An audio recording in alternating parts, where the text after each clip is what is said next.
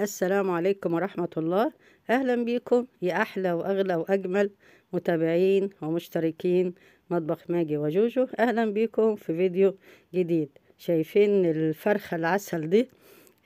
عملت فراخ مشوية مع سلطة الدقوس بطريقة سهلة هتعجبكم إن شاء الله.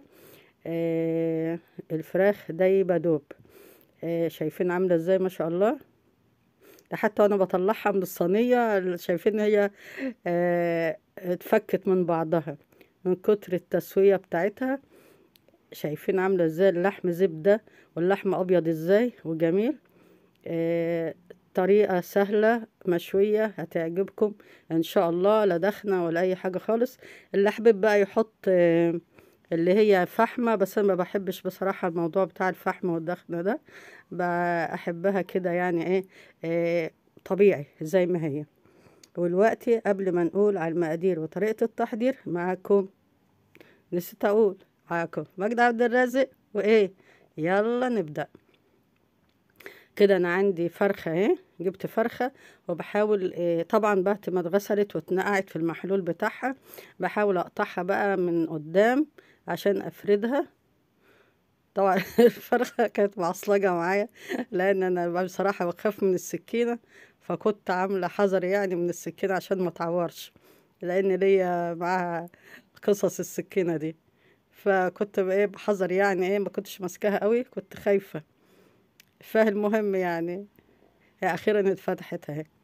فتحتها اهي، ولو في اي حاجة بواقي ما نفتحها كده هتتنضف طبعا وتتغسل تاني. اوكي. بقلبها طبعا وبضغط عليها كده عشان احاول افردها عشان تستوى. تبقى كلها ايه مستوية سوا واحد. جبت كيس تلاجة حطيته من تحت الفرخة، وجبت كيس تاني هحطه من فوق، ونضربها بقى باللي هو دي المدق بتاع الفراخ. طبعا ما كنتش لاقيه معانا صح، فاتصرفت عشان ايه انجز، فجبت ايد الهون وقعدت ايه ادق بيها كده. اي حاجه انا ادق بيها عشان ايه تكسر العظم بتاع الفرخه، تبقى مستوى واحد وتستوي معايا. اوكي. نبقى نخبط عليها كده، نديها علقه محترمه. بعد كده بفعمل لها شقوق بالسكينه عشان تستوي، عشان التتبيله تدخل فيها. اوكي. طبعا انا من محبي الفراخ المشويه، اكيد ناس كتير بتحب الفراخ المشويه دي. اعملوا بقى الفراخ بالطريقه دي هتعجبكم ان شاء الله. اوكي. بعمل فتحات اهو بقى في الصدر وفي الفخدين بتوع الفرخه.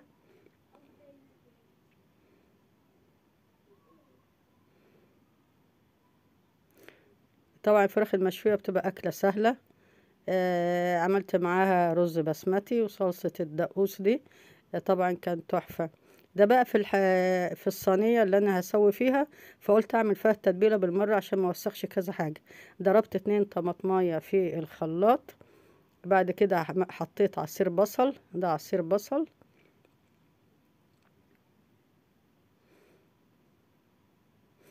ولسه بعصر البصل.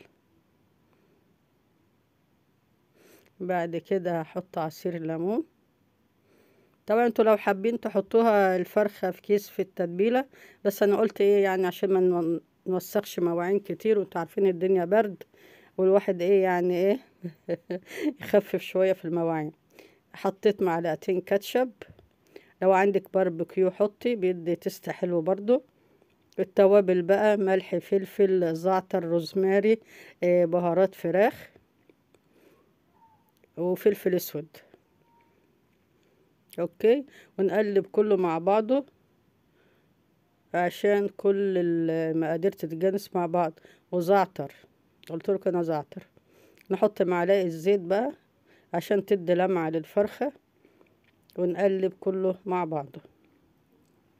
بعد كده هجيب الفرخه واحطها فيها بقى، وانقعها بقى في التتبيله دي ليله كامله او 3 4 ساعات.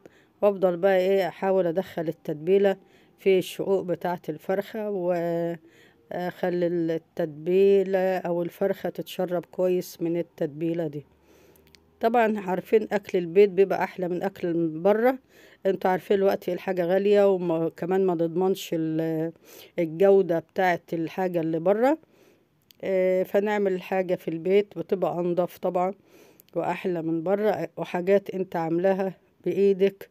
وطبعا لما تقعدوا تتلموا مع بعض كده وانت عامله حاجه بايدك والكل بياكل منها، اكيد بيبقى لها مذاق خاص يعني. اوكي. بحاول برضه اشرب الفرخه بالتتبيله.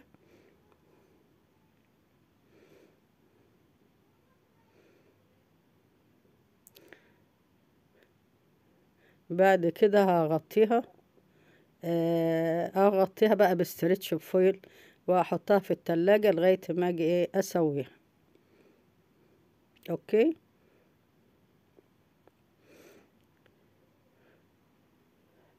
في الأثناء دي بقى أنا هعمل الصلصة بتاعت الدقوس عشان تبقى جاهزة معايا. أما الفرخة تستوي تبقى السلطة مستوية. عندي طماطم، فلفل أخضر، ممكن فلفل حار، كزبرة خضراء، فصين توم، ولو عندي نعناع أخضر أحط.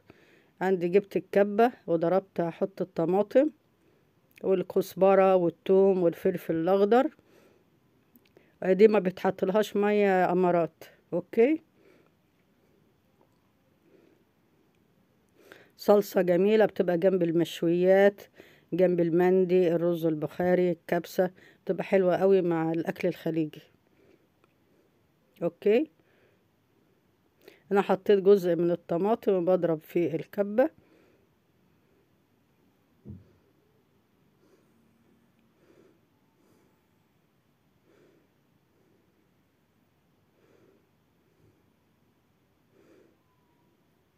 بضربها كويس. حطيت بقية الجزء. بعد كده حطيت التوابل بقى.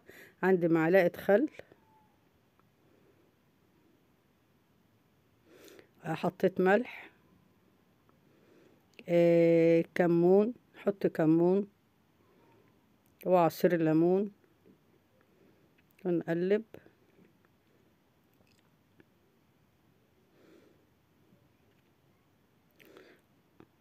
شايفين القوام بتاعها؟ يبقى القوام بتاعها كده. الليمون اهو بعصر. لا دي رشة نعناع، انا كنت حطيت الليمون. دي رشة نعناع اخضر لان ما كانش عندي نعناع فريش. بعد كده نحط كزبرة ناشفة. بصراحة كانت صلصة روعة. كده طلعت انا بقى الفرخة من التلاجة وحطيتها فوق حوالي ربع ساعة على البوتاجاز، على العين من فوق. بعد كده بعد ما قعدت ربع ساعة دخلتها الفرن ساعة الا ربع. هي قعدت ساعة بصراحة، طلعت زي الزبدة. دي لما الفرخة استوت. دي شكلها لما استوت. احطها بقى تحت الشواية بتاعة البوتاجاز، شواية الفرن بتاع البوتاجاز، تطلع بالشكل ده. طبعا ريحتها كانت مالية الدنيا، ريحتها روعة وطعمها روعتين. يا رب الوصفة تكون عجبتكم وتعملوها وتنفذوها. أشوفكم في وصفات تانية إن شاء الله. كنت معاكم مجد عبد الرازق، مطبخ ماجي وجوجو. مع السلامة.